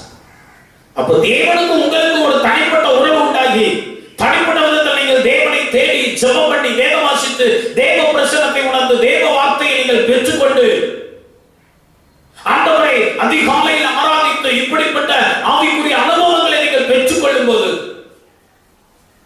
கர்த்தர் உன்னை நடத்துவார். அவனை சரியா போக வேண்டிய இடத்துக்கு நடத்தி கொண்டு போனார். 29ஆம் அதிகாரம் 11 முதல் 14 வசனங்களை நீங்க வாசித்து பார்த்தீங்கன்னா எல்லா உறவையும் இழந்து வந்திருக்கான். இப்போ புதிய உறவுகள், மாமா, மனைவிமார்கள், பிள்ளைகள் எல்லாம் கிடைச்சது, தங்கிறதுக்கு இடம் கிடைச்சது, இதெல்லாம் நடக்கும். 29:15 வேலை, சம்பளம் எதெல்லாம் இல்லாம கர்த்தர் வெறுமையாக்கி அவனை கூட்டிட்டு வந்தாரோ அதையெல்லாம் கர்த்தரே அவனுக்கு செய்து கொடுக்கிறார். அவர் வழி நடத்துகிறார், உறவுகளை கொடுக்கிறார், தங்குமிடத்தை கொடுக்கிறார், வேலையை கொடுக்கிறார், சம்பளத்தை கொடுக்கிறார். 30ஆம் அதிகாரம் 27ஆம் வசனத்துல யாக்கோபு ஒரு சாட்சி சொல்றாரு பாருங்க. இது லாபான், யாக்கோபுடைய மாமனார் ஒரு சாட்சி கொடுக்கிறார். அப்பொழுது லாபான், உன் கண்களில் எனக்கு தயவு கிடைத்ததே, ஆனால் நீ இரு, உன் நிமித்தம் கர்த்தர் என்னை ஆசீர்வதிக்கிறார் என்று குறிப்பினால் அறிந்தேன். எப்படி பாத்தீங்கன்னா, யாக்கோபோடு கர்த்தர் இருக்கிறார் என்பதை லாபான் உணர்ந்து கொண்டார். இந்த யாக்கோபின் நிமித்தமாய் லாபானின் வீடு ஆசீர்வதிக்கப்பட்டதை லாபான் உணர்ந்தார். அப்போ நீ தேவனோடு கூட ஒரு தனிப்பட்ட உறவை ஏற்படுத்தி கொண்டால், தனிப்பட்ட விதத்தில் தேவனை சந்தித்து தனியா ஜெபம் பண்ணி தனியா பைபிள் படிச்சு தனியா தேவனை நீ ஆராதித்து தேவனுக்கு உகந்த காரியங்களை நீ செய்து கொண்டு வருவாயானால், அதிகாலையில் எழுந்து உன்னுடைய ஆவிக்குரிய அனுபவங்களை புதுப்பித்துக் கொள்வாயானால், நீ போகும்போது கர்த்தர் உன் கூட வருவார். நீ எங்க இருக்கிற கர்த்தர் அங்க இருப்பார். நீ இருக்கிற இடத்தை கர்த்தர் ஆசீர்வதிப்பார். உன் நிமித்தமாக நீ வேலை செய்கிற முதலாளியை கர்த்தர் ஆசீர்வதிப்பார். உன் நிமித்தமாக நீ குடியிருக்கிற வீட்டுக்காரனை கர்த்தர் ஆசீர்வதிப்பார். உன் நிமித்தமாக நீ வேலை செய்கிற கடைக்காரனை கர்த்தர் ஆசீர்வதிப்பார். அவர்கள் அதை சொல்லுவார்கள், நீங்க இருக்கிறதுனால எங்களுக்கு ஆசீர்வாதம் என்று சொல்லுவார்கள். இது நம்ம வாழ்க்கையில நடக்க வேண்டும். 30ஆம் அதிகாரம் 43ஆம் வசனம் நீங்க பார்க்கும்போது, அவன் இவ்விதமாய் அந்த புருஷன் மிகவும் விருத்தி அடைந்து திரளான ஆடுகளும் வேலைக்காரிகளும் வேலைக்காரர்களும் ஒட்டகங்களும் கழுதைகளும் உடைய கர்த்தர் அவனை ஆசீர்வதிக்காரன். கோடு கையும் அவன் தான். இப்போ அவனை ஆசீர்வதித்து மிகவும் விருத்தி அடைந்து திரளான ஆஸ்திகளை பெற்ற மனுஷனா மாறி போயிட்டான். இப்ப ஆண்டவர் 2வது இடைபடுதல். முதல்ல அவன் வெறுமையா வந்தவுடனே அவனுக்கு ஒரு தரிசனத்தை கொடுத்து அவனை வழி நடத்தி கொண்டு வந்து அவர் சொன்னபடியே ஆண்டவர் ஆசீர்வதிக்கிறார். உன்னை உணவு கொடுப்பேன், உனக்கு உடையை கொடுப்பேன். அதுல முதல்ல சொல்றாரு, திரும்ப அவனும் கேட்கிறான், இதெல்லாம் நீ செய்கிறானால் நீர் எனக்கு தேவனா இருக்கலாம் இதெல்லாம் சொல்லி, இப்போ ஆண்டவர் சொன்னதை செய்யும் அளவு உன்னை கைவிடுவதில்லைன்னு சொன்னார்ல, அந்த வார்த்தையின்படியே அவர் வழி நடத்தி கொண்டு வந்து புதிய உறவுகளை கொடுத்து, வேலையை கொடுத்து, சம்பளத்தை கொடுத்து, இருப்பிடத்தை கொடுத்து, பிள்ளைகளை கொடுத்து, லாபான்ட்ட நல்ல சாட்சியை கொடுத்து மிகவும் விருத்தி அடைய பண்ணி திரளான ஆஸ்தி உள்ளவனா ஆண்டவர் சொன்னது அப்படியே செய்வார்.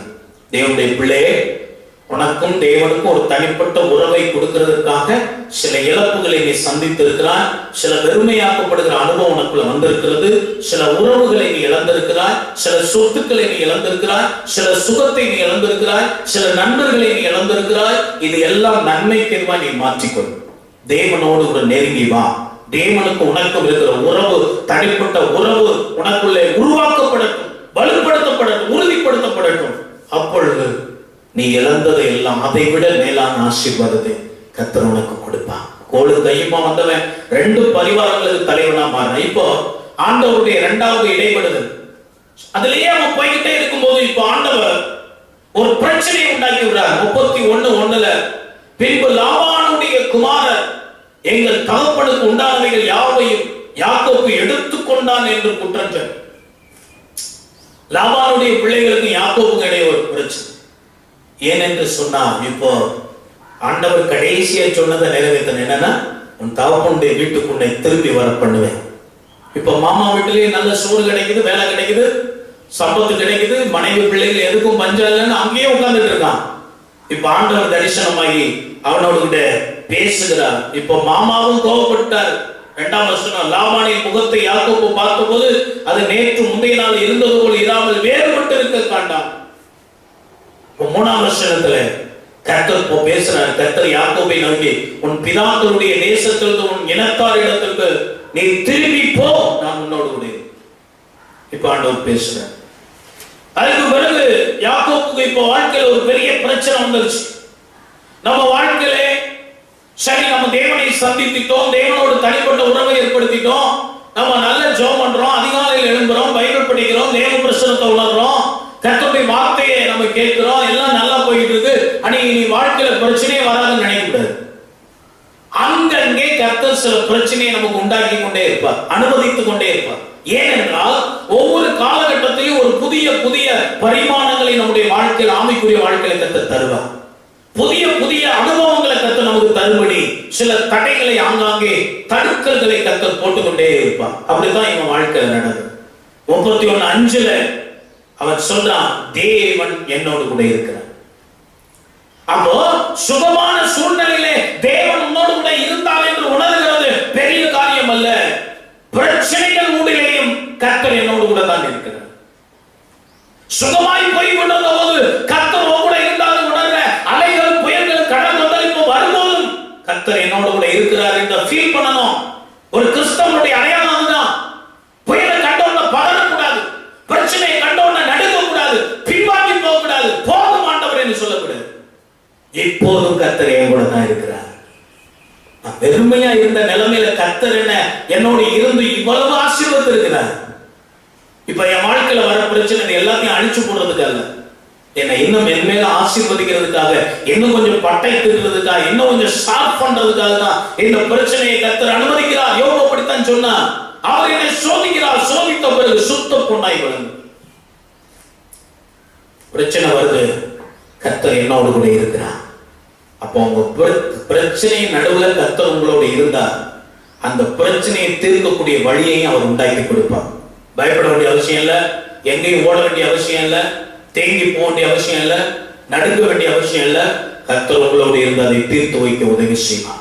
6 முதல் 13 வசனங்கள்ல யாக்கோபு தன் குடும்பத்தாருக்கு சாட்சி சொல்றான். இது வரைக்கும் என் வாழ்க்கையில் என்னவெல்லாம் நடந்தது, அவங்களுக்கு ஒரு ஹோப் கொடுக்கணும். ஏன்னா அவங்க எல்லாம் விக்கிரக ஆராதனையில பழக்கப்பட்டு வளர்ந்த பிள்ளைகள். அப்போ அவங்களுக்கு கர்த்தரை குறித்து, கர்த்தருடைய கிரியைகளை குறித்து, கர்த்தருடைய வழிநடத்தலை பத்தி சொல்லணும். இப்பதான் நம்பி வருவாங்க, யாக்கோபு நம்பி வருவாங்க. எல்லாவற்றையும் அவன் சொல்லுகிறான். அப்போ எல்லாமே தேவன் தான். அவன் சொன்னதுல சாராம்சம் எல்லாமே தேவன் தான். இது எல்லாமே கர்த்தர் தான் செய்தார். கர்த்தர் தான் திட்டத்தை கொடுத்தாரு. எனக்கு இவ்வளவு ஆசீர்வதிக்கப்பட காரணம் என்ன? ஆண்டவர் ஒரு தரிசனம் கொடுத்தா, தேவதூதன் வந்து சொன்னா, ஆடுகள் பொழியும் போது அதுல அந்த புன்னை மரத்தினுடைய பட்டைகளை நீ ஆங்காங்கே வெள்ளை வெள்ளையா வெட்டி போடு, ஒரு ஐடியா கொடுத்தாரு. அது மாதிரி செஞ்சேன், என் மந்த பெருகிருச்சு. இவ்வளவு ஐஸ்வர்யம் வந்ததுக்கு காரணம் கர்த்தர். கர்த்தர் கொடுத்த ஐடியா. நீங்களும் கூட ஒரு தொழிலை செய்ய, ஒரு வேலையை செய்ய, ஒரு வியாபாரத்தை செய்ய, ஏதோ ஒண்ணு சம்திங், ஒரு நல்ல ஐடியா இல்லாம நீங்க இருக்கலாம். அனுதினமும் நீங்க தேவனை சந்திக்கிற ஆளா இருந்தீங்கன்னா, அனுதினமும் தேவனோட பேசுகிற ஆளா இருந்தீங்கன்னா, கர்த்தர் உங்களோட பேசுவார். இன்னைக்கு நீ என்ன செய்யணும்னு கர்த்தர் சொல்லுவார். திட்டங்களை ஆண்டவர் தருவார். உங்களுடைய ஊழியம் மட்டுமல்ல, தொழிலும் உங்க குடும்பமும் அடுத்தடுத்த கட்டத்துக்கு முன்னேறி போகிறதுக்கு என்ன செய்யணுமா தான் கர்த்தர் உங்களுக்கு சொல்லி தருவார். கர்த்தர் உங்களுக்கு உதவி செய்வார். இதெல்லாம் சொன்னா 31:29 இப்போ குடும்பத்தை எல்லாம் கூட்டிட்டு வெளியில வந்துட்டான். கர்த்தர் சொன்னபடியே லாபானுக்கு தெரியாது. இப்ப லாபான் தொடர்ந்து வந்து அவனை மறுபடியும் பிடிச்சிட்டு போய் அடிமையாக்குறதுக்கு வருகிறான். ஆனா கர்த்தர் கூட இருப்பார். நான் என்ன சொல்லிட்டேன், பிரச்சனை நடுவில் கர்த்தர் இருந்தா உங்க பிரச்சனையை தீர்த்து வைப்பாருங்க. எப்படி தீர்த்து வைக்கிறார் பாருங்க. பிரச்சனை பண்ற மனுஷன் லாபான். இப்ப லாபானோட கர்த்தர் பேசுறாரு பாருங்க. லாபான் சொல்றான், உங்களுக்கு பொல்லாப்பு செய்ய எனக்கு வல்லமை உண்டு, ஆகிலும் உங்கள் தகப்பனுடைய தேவன் நீ யாக்கோபுடைய நன்மையே அன்றி தீமை ஒன்றும் பேசாதே, எச்சரிக்கையாயிரு, பேசாதபடிக்கு எச்சரிக்கையாயிரு, நேற்று ராத்திரி என்னோடு சொப்பனத்துல சொன்னார். ஒருவேளை எதிரிகளை பத்தி நீங்க பயந்துட்டு இருக்கலாம். அவங்க தீமை பண்ணிடுவாங்களே, இவங்க தீமை பண்ணி பயந்துட்டு இருக்கலாம். உங்களுக்காக உங்களுக்கு எதிராளியின் இடத்துல கர்த்தர் பேசுவார். போய் என் பிள்ளைகளுக்கு விரோதமா செயல்படாத, என் பிள்ளைகளுக்கு விரோதமா பேசாத. அப்ப நீங்க உத்தமர்களா இருக்கணும். நீங்க உன்ன சண்டைக்கு போகிற ஆட்களா இருக்கக்கூடாது. நீங்க கள்ள கவனத்தவர்களாய் எல்லாவற்றையும் கர்த்தர், யாக்கோபு அப்படிதான், கர்த்தர் பார்த்துக்கிடுவார். லாபான்ட சண்டையா போனா கர்த்தர் பார்த்துக்கிடுவார். அவர் என்னோடு இருக்கிறார். அந்த பிரச்சனையை தீர்த்து வைக்க அவரால் முடியும். சில சின்ன ஒரு காரியம்னாலும் உடனே ஓடி போக பார்ப்பாங்க. வீட்டுல குடியிருக்கிற வீடு, வாடகை வீடு இருக்கிறீங்க, அங்க ஒரு பிரச்சனை, அடுத்த வீடை பார்க்கலாம். பிசாசு உங்களை துரத்துனா நீங்க ஓட ஓட ஓட ஓட பிசாசு துரத்திக்கிட்டே தான் இருப்பான். ஒரு இடத்துலயாவது நீங்க பிசாசை எதிர்த்து நின்றால் பிசாசு உங்களை விட்டு ஓடிப்போம். வேலை செய்யற இடத்துல பிரச்சனை வரலாம், எது வந்தாலும் சரி, நீங்க சாந்தமா இருங்க, கர்த்தரை சந்திங்க. கர்த்தர் என்னோடு கூட இருக்கிறார், எல்லா பிரச்சனைகளும் அவர் எனக்கு தீர்வை தருவார் என்று நீங்கள் நம்புங்கள். அப்போ ஆண்டவர் அங்க லாபானை எச்சரிக்கிறார். பிரச்சனை மாறி சமாதானம் வந்துருச்சு. 32:1 நீங்க பாத்தீங்கன்னா யாக்கோபை தேவ தூதர்கள் வந்து சந்திக்கிறார்கள். அங்கே ஒரு அருமையான ஆவிக்குரிய அனுபவம், தேவ தூதர்களை தரிசிக்கிற ஒரு அனுபவம் கிடைச்சு. 32:6 நீங்க பாத்தீங்கன்னா அடுத்த பிரச்சனை, சகோதரனுடைய பகை. 32:6 இப்போ இதுக்கு என்ன பண்றது? 3 காரியங்களை செய்யலாம். 1, ஆட்களை அனுப்புகிறான், ஏசாவுக்கு கொடுத்த வெகுமதிகளை அனுப்புகிறான். 2லுமே ஏசா சமாதானம் அடையல. இதோ ரொம்ப ஆக்ரோஷமா உன்னை நோக்கி வராருப்பா, அவர் கோபத்தோட வரார். வேற வழியே கிடையாது இவனுக்கு. ஜெபத்தில் ஆண்டவருடைய உதவியை நாடுகிறது தவிர. அருமையான தேவனுடைய பிள்ளைகள், உங்க வாழ்க்கையில எப்போலாம் பிரச்சனைகள் மும்முரமா வருதோ, எதிர்ப்புகள், பிரச்சனைகள், போராட்டங்கள், தேவைகள் மும்முரமா இருக்குதோ, அப்போலாம் நீங்க செய்ய வேண்டிய ஒரு காரியம், முழங்கால் படிக்கிட்டு தேவனை நோக்கி பாருங்க. உங்க எல்லா பிரச்சனையும் தீரும். அங்க போராடி ஜெபம் பண்றா. நீர் என்னை ஆசீர்வதித்தாலுடைய உம்மை விடமாட்டேன் என்று சொல்லி ஜெபம் பண்ற. 33ஆம் அதிகாரம் 3-4 வசனங்கள். அவர் ரொம்ப பயந்து கொண்டிருந்த பிரச்சனை தீர்ந்தது. தான் அவர்களுக்கு முன்னால நடந்து போய் 7 விசை தரைமட்டு குனிந்து வணங்கி தன் சகோதரன்கிட்டே சேர்ந்தான். அப்பொழுது ஏசா எதிர்கொண்டு ஓடி வந்து அவனை தழுவி அவன் கழுத்தை கட்டி கொண்டு அவனை முத்தம் செய்தான். இருவரும் அழுதார். எவ்வளவு பயந்துகிட்டு இருந்தானோ அந்த பயத்தை முற்றில அகற்றி அவன் பயந்த காரியம், அவன் என்ன நினைச்சுட்டு இருந்தான்? ஏசா பயங்கர கோபக்காரன், என்னையும் அடிச்சு கொண்டுடுவான், என் பிள்ளைகளையும் கொண்டுடுவான், மனைவிமார்களையும் கொண்டுடுவான், எல்லாத்தையும் அடிச்சு போட்டுருவான் அப்படின்னு நினைச்சிட்டு இருந்தான். ஆனா அவன் நினைச்சது ஒன்று நடக்காமல் சகோதரனுடைய சமாதானமாகும்படி கர்த்தர் செய். நீங்க நல்ல போராட்ட ஜெப வீரர்களா இருப்பீர்கள் என்றால் எல்லாவற்றையும் அக்கறைப்படுத்தி விட்டு அவன் ஜெபம் பண்ணான். வேலையை கொஞ்சம் தள்ளி வைங்க. போராட்டம் பிரச்சனை வரும்போது 1 நாள் 2 நாள் உபவாசம் இருந்து ஆண்டுடைய சமூகத்தில் தனியா உட்கார்ந்து உங்கள் பிரச்சனை தீரக்கூடிய வழியை கர்த்தர் உண்டாக்கி தருவான். இந்த ஜாதி பிசாசு உபவாசத்தினாலும் ஜெபத்தினாலும் அன்றி வேறொன்றிலும் புறப்பட்டு போகாது. சமாதானம் வந்தது, பகை மாறியது. ஆனா ஒண்ணு, யாக்கோபு அங்கே பயம் மாறியது, பகை மாறியதை ஒழிய யாக்கோபுக்குள்ள இருந்த பயம் மாறல. ஏசாவை குறித்த பயம், அவன் என்னைக்கா இருந்தாலும் என்னை கொண்டுடுவான், அழிச்சிடுவாங்கிற பயம். இப்போ ஒரு இடத்துல ஜர்க் ஆயிட்டான். இவ்வளவு காரியத்துல கர்த்தர் என் கூட இருக்கிறார், எல்லாத்தையும் நன்மை தேர்வா நடத்துவார்னு சொல்லிக்கிட்டு இருந்த யாக்கோபு ஏசாவை பார்த்துட்டா இப்ப சமாதானம் ஆயிடுச்சு, எல்லாம் ஓகே. ஆனா ஏசாவை குறித்த பயம் அவனுக்குள்ள இருந்ததுனால் ஏசாவை கூப்பிடுறான், வாடா நம்ம இடத்துக்கு போகலாம் அப்படின்னு கூப்பிடுறான். இவன் நான் மெதுவா வரேன், நீ முன்னால போன அனுப்பிட்டா. எப்ப என் ஆள் கொஞ்சம் பேரை உனக்கு உதவிக்கு வச்சுட்டு போட்டுமா? இல்ல அதெல்லாம் வேண்டாம், எங்ககிட்ட போதுமான ஆட்கள் இருக்காங்க, நாங்க வந்துடுறோம் அப்படின்னு சொல்லிட்டு தகப்பன் வீட்டுக்கு போகாம, இப்ப தேவனுடைய சித்தமும் என்ன, உன் தகப்பன் வீட்டுக்கு உன் இனத்தான் இடத்துக்கு போகணும்னு ஆண்டவர் சொல்ற. வாக்குத்தத்தத்தின் ஒரு வாக்குத்தத்தம் என்ன?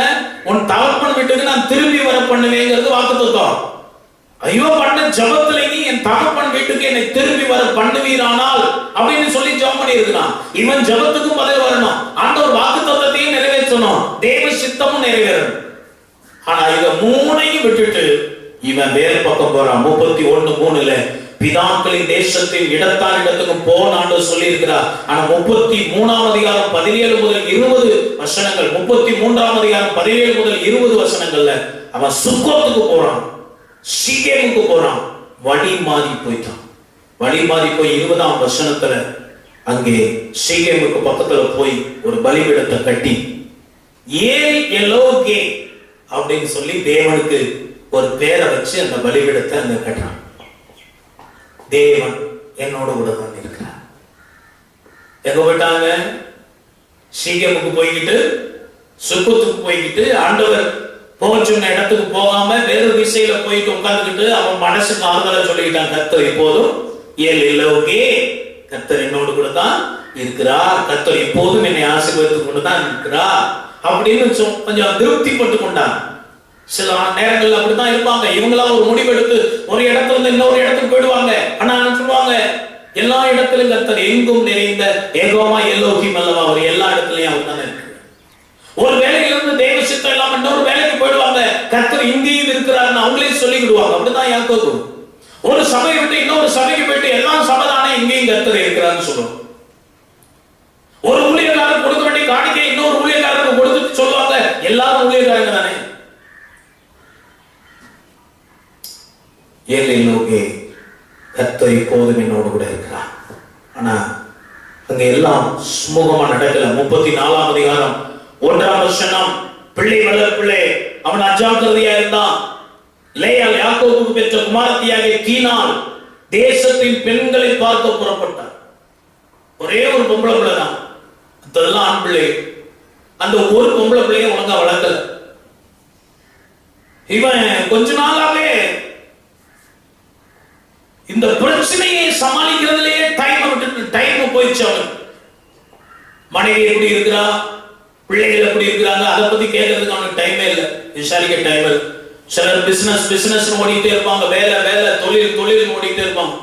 வீட்டுல என்ன நடக்குது, பிள்ளைகள் என்ன படிக்கிறாங்கிறது நிறைய பேருக்கு தெரியாது.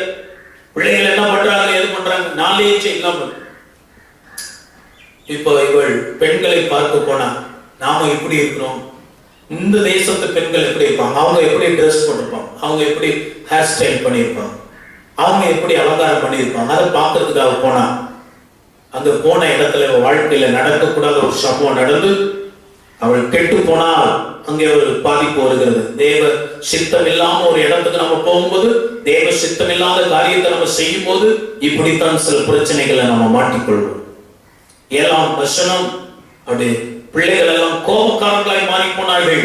குறிப்பாக சிமியோன் லேவி 2 பேரும் பட்டயத்தை எடுத்துக்கொண்டு போய் வெட்ட ஆரம்பித்து விட்டார்கள். கொலைகாரர்களாய், பகையாளிகளாய், எரிச்சல் உள்ளவர்களாய், கோபக்காரர்களாய் மாறி போனார். பிள்ளை வளர்ப்புல அங்கே பிரச்சனை வந்து விட்டது. 35:1 இப்ப என்ன அந்த பிரச்சனைக்கு காரணம் என்ன, ஜெபம் பண்றான். ஆண்டவர் வந்து அவனுக்கு தரிசனமாகி பேசுறாரு. தேவன் யாக்கோபை நோக்கி, நீ எழுந்து பெத்தேலுக்கு போய் அங்கே குடியிருந்து நீ உன் சகோதரனாகிய ஏசாவின் முகத்துக்கு விலகி ஓடி போகிற போது உனக்கு தரிசனமான தேவனுக்கு அங்கே ஒரு பலிபடுத்து. லக்குக்கு நேரம் ஆண்டவத்து. இப்போ அவன் லக்கை இழந்து போயிட்டு இருக்கான், குடும்பத்தை விட்டுட்டான், தகப்பன் வீட்டுக்கு திரும்பி போக வேண்டியவன் இப்போ வழி மாறி போய் பிரச்சனைகளை சந்தித்து இருக்கிற நேரத்துல ஆண்டவர் அவனுக்கு பிரச்சனையின் தீர்வு என்னன்னு சொல்லி கொடுத்து அவன் சரியான டைரக்ஷன்ல கொண்டு வர. பெத்தேலுக்கு திரும்பி போ, ஆவிக்குரிய அனுபவங்களுக்கு நீ திரும்பி வா. 2ஆம் வசனம், அந்நிய தேவர்கள் விக்கிரகங்கள் வீட்டுக்குள்ள இருக்கிறது. குடும்பத்தை யாக்கோபு சுத்திகரிக்கிறான். ஏன்னா அந்த தகப்பனுடைய லாபானுடைய வீட்டுல இருந்து எடுத்துட்டு வந்த சொரூபங்கள் எல்லாம் வீட்டுக்குள்ளதான் இருக்குது. இப்ப அந்த பிரச்சனையே பாருங்க, அவன் லாபான் வீட்டுல இருந்து வெளியில வந்ததுல இருந்து பிரச்சனை தான். அது முந்தின நாள் பிரச்சனை ஆரம்பிச்சு அதுல இருந்து போயிட்டு பிரச்சனை, இந்த ப்ராப்ளம் சால்விங்லயே அவன் வாழ்க்கை ஓடிட்டு இருக்கு. வீட்டுக்குள்ள என்ன இருக்கு அவனுக்கு தெரியல. அவனுக்கு தெரியாமையே விக்கிரகங்கள் சொரூபங்கள் வீட்டுக்குள்ள இருக்குது. அவங்க போட்டிருந்த தோடு, காதணிகளிலே, மூக்கணிகளிலே, கழுத்தணிகளிலே, எல்லா அணிகலன்களிலும் விக்கிரகம் சொரூபத்தினுடைய படங்கள் எல்லாவற்றையும் எடுத்து அவன் மூட்டை கட்டி கருவாளி மரத்துக்கு அடியில புதைத்து போட்டான். சுத்திகரிப்பு. 5-7 வசனங்களை நீங்க வாசிக்கும் போது, பின்பு பிரயாணம் புறப்பட்டார்கள். அவர்களை சுற்றிலும் இருந்த பட்டணத்தாருக்கு தேவனால் பயங்கரம் உண்டானதினால் அவர்கள் யாக்கோபின் குமாரரை பின்தொடராது இருந்தார்கள். பிரச்சனை அவனை பின்தொடரல. ஏன்னா அவன் ரைட் டைரக்ஷன் போயிட்டு இருக்கான். அவன் பெத்தேலுக்கு நேரம் போய்கிட்டு இருக்கான்.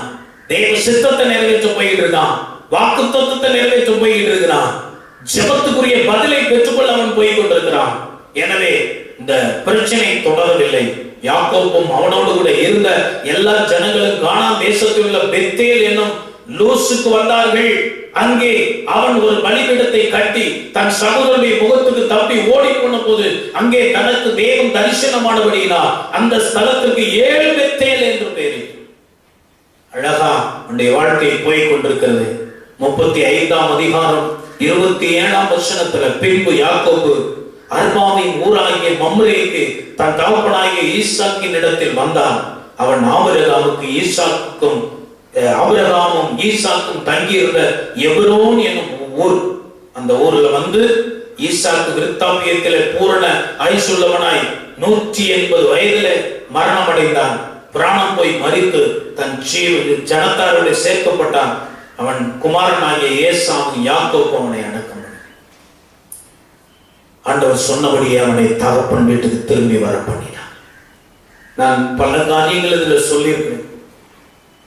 எல்லாவற்றிற்கும் தேவனோடு ஒரு தனிப்பட்ட சந்திப்பு உங்களுக்கு இருக்க வேண்டும். யாக்கோபுக்கு அது இல்லாததுனால அவன் சன்மார்க்கனா இருந்தான், தப்பு பண்ணாதவனா இருந்தான், ஆனா நீதிமானா இல்லை.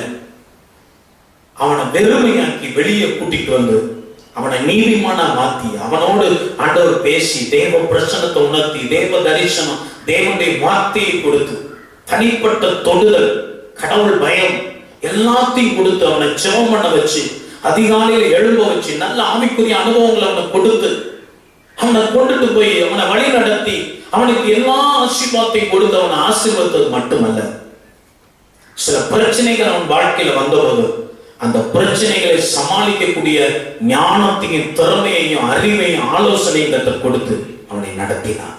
அப்படியே உங்களையும் நடத்த வல்லவராயிருக்க கண்களை மூடி முழங்கால் படிட்டு எல்லாரும் ஜெபம் பண்ணுமா? எல்லாரும் கண்களை மூடி முழங்கால் படிட்டு ஜெபம் பண்ணுங்க. கர்த்தாவே உம்மை துதிக்கிறோம்ப்பா துதிக்கிறோம்ப்பா. எல்லாரும் ஜெபம் பண்ணுங்க, எல்லாரும் ஜெபம் பண்ணுங்க. நன்றி ஆண்டவரேன்னு சொல்லுங்க. முழங்கால் போட்டு எல்லாரும் ஜெபம் பண்ணுங்க. கர்த்தரை துதிங்க. இந்த நாள்ல ஆண்டவர் என்னோடு கூட பேசுனீங்களப்பான்னு சொல்லுங்க. ஹல்லேலூயா. நன்றி ராஜா, நன்றி ராஜா, நன்றி ராஜா, நன்றி ராஜா. நன்றி பலி பீடம் கட்டுவோ நல்ல தேவன் நன்மை செய்தார். நன்றி பலி பீடம் கட்டுவோ நல்ல தேவன் நன்மை செய்தார். செய்த நன்மை ஆயிரங்கள் சொல்லி சொல்லி பாடுவே. நன்றி தகப்பனே நன்மை செய்தீரே. சொல்லுங்க, நன்றி தகப்பனே நன்மை செய்தீரே. அருமையான தேவனுடைய பிள்ளையர், அவன் ஒரு பலிபீடத்தை கட்டி